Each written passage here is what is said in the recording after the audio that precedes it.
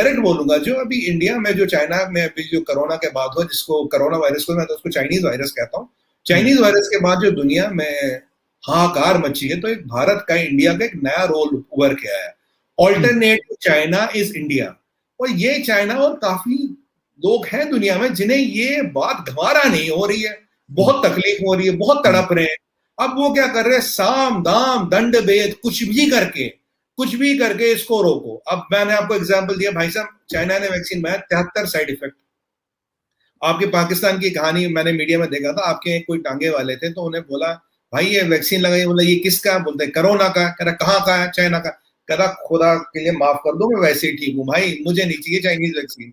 ये पाकिस्तान की बात है। अब बताइए ये बांग्लादेश में भी हुआ, इंडोनेशिया में ही हुआ। चाइना का अपना डॉक्टर कहता है भाई 73 इफेक्ट है और कुछ तो फेटल इफेक्ट है। हमारे वैक्सीन के बारे में उन्होंने थोड़ा इधर उधर कहा। 30 लाख लोगों को फखर साहब आज के डेट में वैक्सीन लगाई, एक बंदे का बताइए साइड इफेक्ट, एक बंदे की मौत हुई। प्रोमिनेंट लोग जितने हमारे यहाँ डॉक्टर है, बड़े बड़े हॉस्पिटलों के, सबको वैक्सीन लग गया, इंडियन वैक्सीन। हम एक कंट्री जिसने 8 वैक्सीन बनाई, राइट। दुनिया में केवल 3 कंट्री वैक्सीन, हमारा वैक्सीन सबसे सस्ता है, -72 की डिग्री नहीं। उनका वैक्सीन $100 का है अमेरिकन, हमारा वैक्सीन $3 से $4 का। जो ह्यूमैनिटी को वैक्सीन जा सकती है, आखिरी आदमी को दुनिया में जा सकती है, वो हमारी जा सकती है। अब हम आने वाले टाइम में फार्मा सुपर पावर बनने के कगार पे। फार्मा का मार्केट भाई साहब $7.5 ट्रिलियन का है। करीब 15% of the 15% of global GDP is pharma market.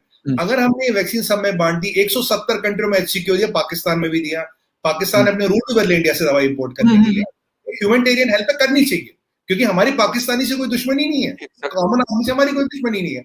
अब ये जो वैक्सीन इंडिया की जाएगी, इंडिया इकोनॉमिकली एक फार्मा सुपर पावर बनता है, इससे भी लोगों को तकलीफ है। ऑल्टरनेटिव चाइना बनता है, इससे तकलीफ है। जब कोरोना शुरू, हमारे एक पीपी एक मास्क नहीं बनता था, आज 5 से 10 मिलियन हम दिन में बनाते हैं, एक्सपोर्ट कर रहे हैं। तो काफी सारी ऐसी चीजें हैं। और जो हमारे आदरणीय प्रधानमंत्री जी, उनका आत्मनिर्भर भारत और मेक इन इंडिया दोनों अच्छे चल रहे हैं। इससे भी बहुत लोगों को तकलीफ है साहब। आप ह्यूमैनिटी की मदद करो ना, आप लास्ट आदमी की मदद करो ना अफ्रीका गांव में, उसमें भी तकलीफ है। ये है कि आप ह्यूमैनिटी की मदद क्यों कर रहे हैं। और लास्ट पॉइंट बोलूंगा, बहुत बड़ी फार्मा कंपनियां भी हैं फखर साहब, उनको भी तकलीफ है। अगर $3-4 की वैक्सीन दुनिया में बिकने लगी, $100 वाली कौन खरीदेगा साहब। ये असल बात ये वाली है सुमित जी, उनको पता चलता है कि आपके मुल्क में या मेरे मुल्क में, इस रीजन में लेबर सस्ती है या सारी चीजें सस्ती है, जो आपके यहाँ से चीज जाएगी वो $1 में दुनिया को पड़ेगी, और वो अपनी वाली जो है वो $100 में या $50 या $10 में बेचे। क्यों लेगा कोई, क्यों लेगा? लाजमी मेड इन इंडिया क्यों ना ले। आप देखिए अफ्रीका में 70% दवाइयां तो हमारे से जा रही है। वो यूरोपियन अमेरिकन दवाइयां कहां से देंगे भाई साहब, ट्रकों में डॉलर लेके कहां से देंगे। वो है ही नहीं उनके पास, इतना हिसाब किताब ही नहीं है।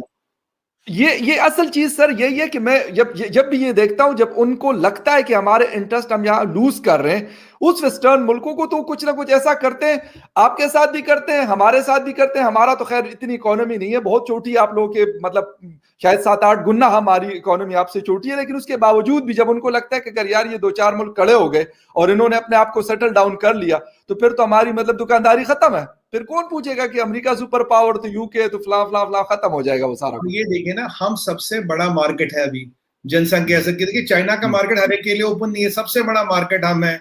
और मैं आपको कह रहा हूँ फखर साहब, ये कोरोना के बाद जियोपॉलिटिक्स दुनिया की परमानेंटली बदल गई है, परमानेंटली बदल गई है। अभी लोग बोले ना बोले, पर आने वाले टाइम में जो चाइना के प्रति उनका गुस्सा है, हर एक का गुस्सा, देखिए मैं आपको कुछ फिगर्स देता हूँ। 70 मिलियन लोग इन्फेक्ट हो गए सर, 1 मिलियन लोग मरे। 1 मिलियन लोग बहुत बड़ा नंबर होता है। बिलियंस ऑफ लोगों का लाइवलीहुड इंपैक्ट हो गया, दाल रोटी इंपैक्ट हो गई। 192 कंट्रियों में ये वायरस गया। आपने पहले ऐसा कभी सुना होते हुए? कैसे गया, कौन ले गया, क्यों ले गया? आज हम तो आप देखिए, हाँ ऐसे तो हमारी तो कुछ टाइम पहले आपकी हमारी ऐसी परिस्थिति हो गई थी, लिटरली टेबलों के नीचे छुपे थे, घर में अपने चूहे बन के छुपे थे, बाहर निकलने से डर लगता था। ये एक हमारी सोच से परे चीज थी कि कोई आपको बोलता भाई पूरी दुनिया बिलों में घुस जाएगी, चूहों की तरह छुप जाएगी। अरे क्या, हम तो न्यूक्लियर पावर है भाई, हमारे पास ये रॉकेट, वो मिसाइल, ये जेट, पर कहां छुपे हैं? अलमारी के नीचे, सोफे के पीछे, टेबल के नीचे। ये हुआ ना, तो ये हमें अब इससे एक बहुत बड़ा जो हमें लेसन मिलता है।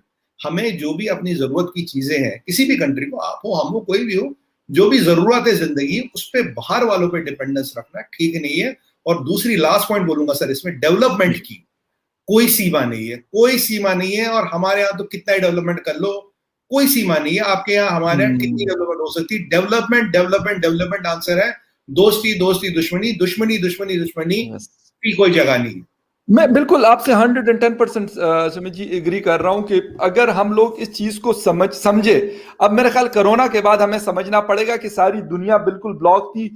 मेरा एक लेटर यूएस से आना था, यकीन करें वो 4 मंथ्स के बाद आया है। एक सिंपल लेटर था, बहुत मामूली सी एक चीज थी। फिर आप ये सोचे कि जिनकी कोई शिपमेंट्स थी उसका क्या हाल होता होगा।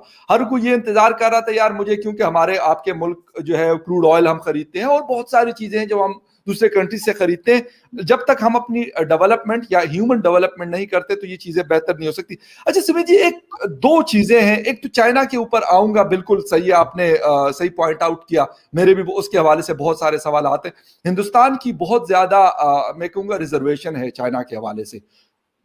काफी हद तक मैं कहता हूं ठीक है, उसमें मैं ये नहीं कहता कि उसकी सारी गलत है। सारी अगर ठीक नहीं हो तो सारी गलत भी नहीं है, बहुत सारी सही है। एक तो मुझे आप ये बताएं कि चाइना के साथ इन फ्यूचर, क्योंकि दोनों बड़े पावर हैं, हिंदुस्तान भी एंड चाइना भी। चाइना भी इकोनॉमी के ऊपर फोकस्ड है, और मैं अगर इस वक्त देख रहा हूं पिछले 5 सालों से या 10 सालों से, तो हिंदुस्तान ने भी बहुत ज्यादा प्रोग्रेस किया है, स्पेशली अपनी इकोनॉमी के ऊपर उन्होंने बड़ा अच्छा काम किया है। तो क्या नजर आता है कि हिंदुस्तान कहां पे स्टैंड करता हुआ आपको नजर आता है, या चाइना और हिंदुस्तान के दरमियान क्लैश क्या इकोनॉमी की वजह से हो सकता है, या जो हम वहां पे देखते थे क्या आप लोगों का कौन सा बॉर्डर है लद्दाख में, लद्दाख जो लद्दाख में जो बॉर्डर है आप लोगों का, एलसीए का पता नहीं क्या नाम, जी जी बिल्कुल, एलएसी सॉरी।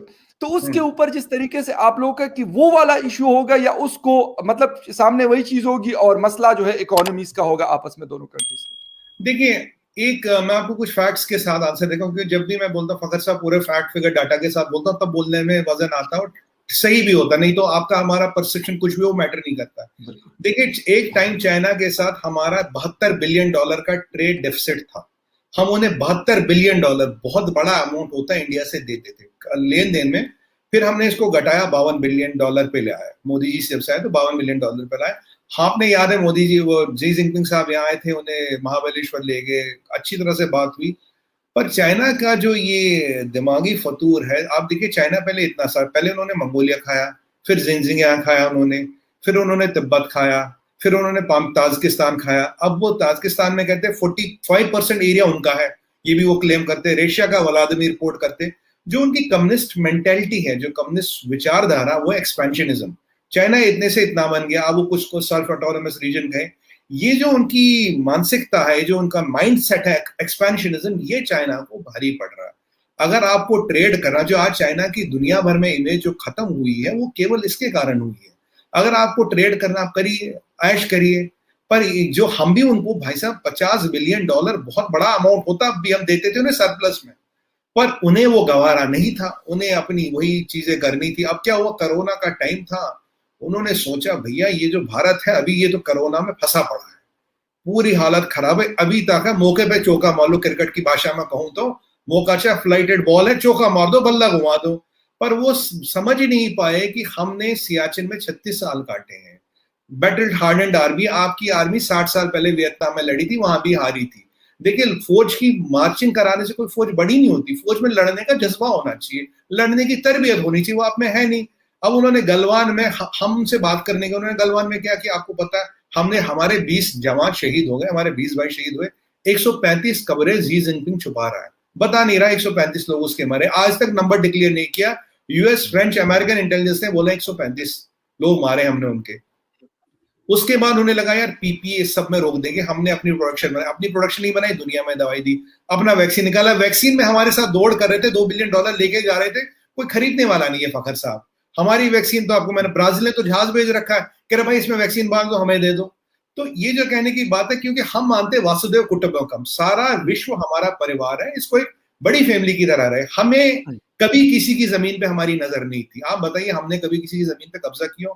हमारी छोटी छोटी कंट्रियां नेबर है, किसी पे हमने 1 इंच जमीन किसी की खाई हो? नहीं, हमारा मतलब ही नहीं। उनका सारा गेम ये जमीन बढ़ाओ बढ़ाओ बढ़ाओ बढ़ाओ। तो ये, और जो अब चाइनीज इकोनॉमी की बात करते हैं, बहुत से लोगों को ये नहीं पता होगा फखर साहब, चाइनीज इकोनॉमी पे उनके जीडीपी का 320% उनका क्यूमुलेटिव डेट है। वो कहते हैं $12-13 ट्रिलियन का हमारा जीडीपी है। 320% करिए, 45 से 50 ट्रिलियन डॉलर उनका डेट है sir. And not only that, it is 50 to 60% of the global economy. Global economy का साइज 90 ट्रिलियन है। अब कॉन्ट्रैक्ट हो गया कोरोना के बाद, अगर मैं पुराने नंबर लूं तो 45 से 50 ट्रिलियन का डेट आपका 90 ट्रिलियन की इकोनॉमी के पास, आपके तो इकोनॉमिक सुपर पावर हो। 20 साल से आपके फाइनेंशियल ऑर्गेनाइजेशंस का ऑडिट नहीं हुआ, आप अपने नंबर डिक्लेयर नहीं करते। डोनाल्ड ट्रंप ने आपकी 800 कंपनियों को यूएस स्टॉक एक्सचेंज से बाहर निकाला, हमने आपको ऐप बैन दिया, आपका मेटा डाटा आना बंद हो गया, आपका एआई का सुपर पावर बनने का ख्वाब खत्म हो गया। मैंने बहुत अच्छा आर्टिकल लिखा था इसमें संडे गार्डियन में, काफी जगह उसका अप्रिसिएशन वगैरह, तो मैंने पूरा लिखा था। ये जो चाइना की इकोनॉमी सुपर है, रोबस्ट है, ये भी एक मेरे हिसाब से फसाड है। क्योंकि अब ये जो गलवान के बाद हुआ है, एक जो वो होती है ना, वो रूबिकन, इंग्लिश में कहते हैं क्रॉस द रूबिकन। आपने रूबिकन क्रॉस कर ली, जहां अब देखिए या तो बम धमाके, बंदूक की गोलियों की आवाज सुनाई देती या दोस्ती की आवाज सुनाई देती, दोनों एक साथ नहीं चलती। और मुझे एक चीज समझ नहीं आ रही, खुदारा कोई इनको समझाए, भाई तुम्हारा दिमाग खराब है, जो तुम्हें 50 ट्रिलियन लाके दे रहा है, तुम उसकी भी पीठ में खंजर घोंप रहे हो। भाई ये कहाँ की राजनीति है? और अगर आपको लगता है कि आप हमारी आके टेरिटरी लोगे, भाई साहब कजाकिस्तान तो है नहीं, दाजिकिस्तान तो है नहीं, आप जानते हो आप हमारी 1 इंच जमीन नहीं ले सकते, तो फिर आप ये सब क्यों कर रहे हो? अब ये चाइना के साथ इकोनॉमी तन गई। अगर चाइना सही चलता तो चाइना इंडिया मिलके एक एशियन सेंचुरी होती, पर अब जो परिस्थिति हो गई, या इंडिया या चाइना, अब साथ वाली बात नहीं है।